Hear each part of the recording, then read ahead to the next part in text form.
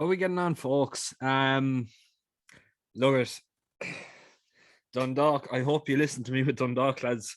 Um, Look, it didn't really go to plan. I think we could really tell that it wasn't going to go to plan when we seen the drifts in the market, but I am still absolutely overjoyed with the run from Broker's Tip. Didn't realize how, I suppose, how much of a chance that he did have, but my God, going up to the furlong pole, I thought we were on the back of a winner, but look at it, it didn't pan out like that. Like, but we still got the each way money anyway, so that's the main thing. I hope some of you are on at 25 to 1. I know a couple of people were on at 28s and different prices like that, but um look at I'm just absolutely overjoyed. I can't really put it into words. It's great to have such a good performance so early on in the year, and especially like with Seven Worlds as well coming up now into the turf season as well. It's going to be a very, very exciting year for the racing club. It is really, really going to be an exciting year for the racing club. Anyway, moving back on to tomorrow. We're getting away from Dundalk there today, and we're moving into calmer waters again. Clonmel, clean sweep Clonmel. This is a meeting that I have been to nearly every year in the past, over the past few years, but I'm not actually going to be there now tomorrow. But generally, in terms of, I suppose, keeping records and all that, like, it tends to be a very, very good day for me. I think we have some very nice horses in here. We have a double, we've a treble. We've won each way selection. We've got a fairly big price win selection. And I'm quietly confident that we might have a good day. Well, we should realistically have a very good day altogether. But anyway, look, we'll crack on into it and we'll see how we get on. First race off, we're going to start this off with a bit of an each way selection here. It's so hard to really nail down what is really going to win here. It looks like Willie Mullins has the key to unlock the door anyway. With the likes of La Prima Donna and Dino Blue. Dino Blue being a very well-bred horse owned by JP McManus. And La Prima Donna obviously being Paul Townend's selection, but I think he might have just gotten this one wrong. I can't get behind this one at all. Whatever it must be shown at home that it looks to be the stable's pick. But when you go into its last race, that was won by Had a Line, and when you go down through the form of that horse since last of 6 on next time out and 7th of 9, just checking to see were they all finishers. No, so last of 7 finishers in that particular day. Now this Had a Line was 5 lengths ahead of La Prima Donna here. So my opinion, it looks to be a fairly weak race that he was in. And Scarlett de Minil obviously has put up a string of wins, obviously the time before last. But I just think, in my personal opinion, this La Prima Donna might not handle this real heavy ground tomorrow. I just think that it's let's be realistic here. Clonmel on heavy ground is very, very bog deep. And I know, like, the French ground can get fairly heavy at times, but in my opinion, it does be nowhere near as heavy as Clonmel can get. Happy Decks obviously coming for a bit of money is definitely very interesting. But for me, my Lighthouse at 11-2, look at it, sets the standard here. She's not necessarily the greatest mare in the world. She's not from 6. Danny Mullins takes the ride here now, but she looks like she's going the right way about things in recent times, since she made a great start to her hurdling debut, when 2nd of 14 behind Brampton Bell from the Henry de Bromhead stable. Angels Dawn who has been running in graded company, especially was running in the Lawlers and Naas there, there over the weekend as well. So, like, that's obviously great form to be looking at. When you see My Lighthouse finishing 7.5 lengths ahead of this Angels Dawn, and then that Angels Dawn running in one of the hottest graded races for novices in the calendar year, you have to sit back and take note. I think 11-2 is great value. Obviously, look at Danny Mullins and Willie Mullins, the two of them, when they team up, they can cause a bit of an upset, like we've seen with Tornado Flyer there in the King George. Obviously, look at it. It does need to go on from that now, and it needs to improve on that run to match the likes of La Prima Donna's first run. But I think this La Prima Donna is there for the taking, and I think it's going to be Willie's second or third string that's going to do it. I think experience is the main aim of the game, and realistically here, My Lighthouse is coming in here with a very, very live chance.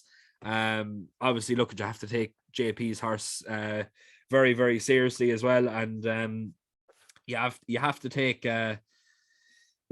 Happy Decks in here seriously. The form that Gordon Elliott's in, but in my opinion, I think 11-2 each way is definitely the value player of the day here. Next race off, the 1250, and this one here is going to be my first little play at the double. I personally think that Gorky Dairy is the one they all are going to have to beat, and let me tell you why. This one here is actually ridden by Patrick Mullins. This is an amateur stepping into professional grade. For those who probably don't know the ins and outs, an amateur has 25 attempts, I think it is, in the calendar year to race against the professionals. So when I see amateurs taking that step into a particular race and getting up on horses like these, it tends to be a bit of an indicator that the horse is going to win. You're not going to see Patrick Mullins give up on an opportunity like this, or put himself in this particular opportunity to potentially lose one of his 25 attempts to get a winner on the board against the professional ranks. But look, at realistically, I think Gorky Dairy has the best form in the card, and realistically, it is going to be a very, very hard horse to beat. Obviously, you have to look at Mahon's Glory and the gamble that's gone on that now. But in my opinion, I think Mahon's Glory is just, it's not that it's a second lightest horse, but it's just a horse that can be a little bit frustrating and can be, I suppose, vulnerable to one or two that's just that little bit better. I think Gorky Dairy is, and I think 5-6. It's a nice little start to the double and the treble that we're going to have now tomorrow in Clonmel. Next race off, then the 120, and there is a massive gamble going on. My Boy Bob, 5-2 into 11-10. Obviously, you will have to sit back and take note. I don't really know. I think the softer ground doesn't really suit this particular horse. When you go into that third of 25 in the Naas run, and when you go down through the horses that it's beaten, Happy Dancing, I think, no, it wasn't Happy Dancing. It was it Fox LaBelle? No, there's two horses in particular anyway. Ice Cool definitely is one of them. He finished 9th and he pulled up. But there's another one there in the top 10. I think it was it Presenting Lad? It was Presenting Lad who came 5th. 2 places behind this My Boy Bob. And he's pulled up since. So, like, the form of that race isn't really living up. Now, I know the first few in the market haven't really run their races since, but in my opinion, Brilliant Question is exactly the horse to be on now tomorrow. This one here, currently priced at 15-2. I know it's at an each way price, but I think personally this is an opportunity to take a chance on win and bet. And for me anyway, this looks to be the one they're all going to have to beat, really. I think 15-2 is a great price. When you look at the run behind Brosna Rocco last time out, obviously Brosna Rocco was just very well handicapped, but it put in a very, very nice run, and it really did. It really did run on for excellent pressure there around the home turn, and obviously look at it looked say coming around the home bend, courting Vicky was the one they were all going to have to beat, and Brosnan Rocco just pulled it out of the bag. But in my opinion, Brilliant Question ran on for great pressure, and it was definitely one that caught the eye. My opinion is that this horse is going to come on for the run. Definitely does. It definitely does come on for heavy ground. And appreciate heavy ground, but in my opinion, the way it runs is going to be the way that is going to be well suited to Clonmel tomorrow. It's just a navid stayer, and it's just going to stay all day. Going up that hill in Clonmel and heavy ground is going to be very, very tough work. And in my opinion, it's just going to, I suppose, come in maybe about 4 or 5 lengths off the leaders coming in around the home bend. Go over the second last, goes maybe about 2 or 3 lengths, coming up to the last, goes even along by them, and then just start pulling away up the run. And hopefully, anyway, that's my prediction. Anyway, I think Brilliant Question is a brilliant bet, and look at it, it's up to yourselves really what way you want to do it. But in my opinion, I think 15-2 is a great price for him, and I think he is going to take advantage of that tomorrow, in my opinion, anyway. And if he's not winning, he's going to come very close to doing so. Next race off, then, the 150, and this one here is going to be my next leg. It's not going to be the next leg in the double, but it is going to be one of the legs in the treble. Classic Getaway. Paul Townend takes the ride over Cashback. My opinion is that I think this horse is realistically the real deal. I was very much impressed by his win there the last time out. Going over hurdles now, Willie Mullins isn't wasting time with him. I think this lad was actually favoured for the champion bumper there at one stage, but this horse is now going over hurdles, so the bumper option is off the cards. So in my realistic and honest opinion, I think this horse is going to be a very, very hard horse to beat, and I'd imagine Cashback is going to make the run, and he generally does. Can be a little bit erratic. Well, he was at his fences anyway, but I think personally Classic Getaway is just going to take a bit of a lead off him and just pounce on him then coming around the home turn. I really like the look of this Classic Getaway. I think he's an absolutely savage horse, and his price tag of 15, or not 1,500,000, but 570,000. It was definitely one of the more expensive horses coming out of the Goss sale last December. I think it was last December, was it, or was it December before that? It was December before that now.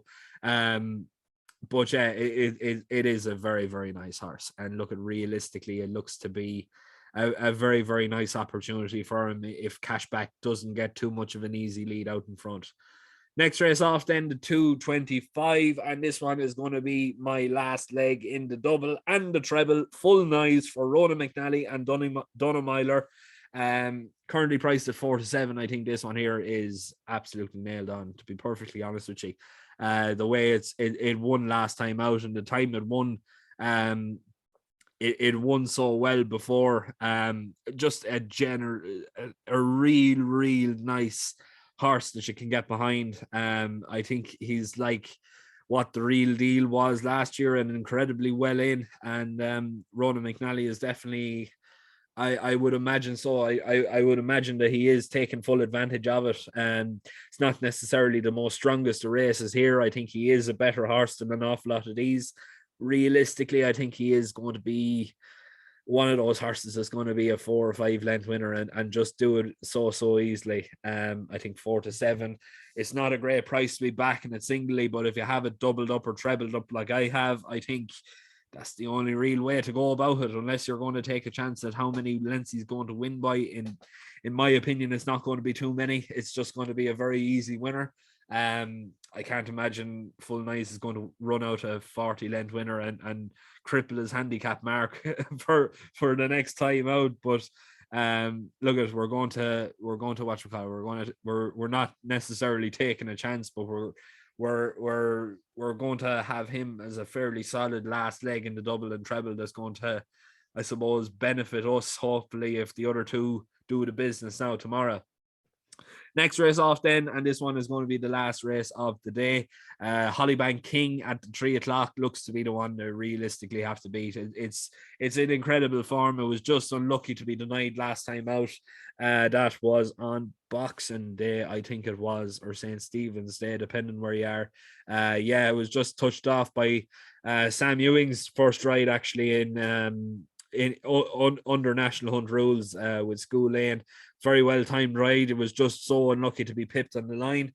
Realistically, I think there's not really much else in here unless there's one that's incredibly well handicapped. And in my opinion, if there was one, it would probably be Carney de Stage, or It's a Long Road maybe. Nothing really else to go on. I just think it's his race to lose, and he really needs to start winning his races now. He's come third the last twice. I really hope he doesn't come, or he's come second the last 3 times, should I say. I really hope he's not second again. It'd be a bit of a sickener if he is. And look at realistically, 5-2 is still a very, very nice price for a horse that's banging form. Last race of the day then is going to be my patron selection, but look, I'm going to leave it there. Very, very best of luck tomorrow for those who want to sign up to the Patreon. I leave a link in the description below. Like usual, it's always a tenner a month. Basically, that'll get you the tips and entry into the WhatsApp group if you want it. And whenever we do the giveaways, then as well, your name is automatically entered into it. So look, we've given away three separate shares. Valued at a year, value good for a year, in three different race horses. We've given away cash prizes up to €200. We've given away lots of racing merchandise. We've given away some scratch and reveal maps, if memory serves me right. We've given away so many different gifts and held so many different competitions. We had a Cheltenham Festival competition. We had Euro sweepstake then as well for members as well. So looking for the sake of a tenner a month, it's not necessarily breaking the bank, and it is realistically only the cost of a price of a pint for myself and Ryan every month. But look at what we do with that, and put it all back into the members then as well. It really does go, and it really does go a long way, and that's exactly what we aim to do for the members that do sign up and do contribute to the Patreon, and as well as that, it does really help the podcast. Our latest episode went up there today with Shane Fitzgerald. If you haven't done already, please do go over and check that video out, the Irish Racing Hour with Shane Fitzgerald. But other than that, I'm going to leave it there. Please make sure to keep liking, sharing, and subscribing. Very, very best of luck tomorrow. Hopefully, it is going to be a better day than it was there today. But I would be very, very confident. I would be very, very disappointed if it wasn't. Look, at very, very best of luck tomorrow, and hopefully we're on the back of plenty of winners.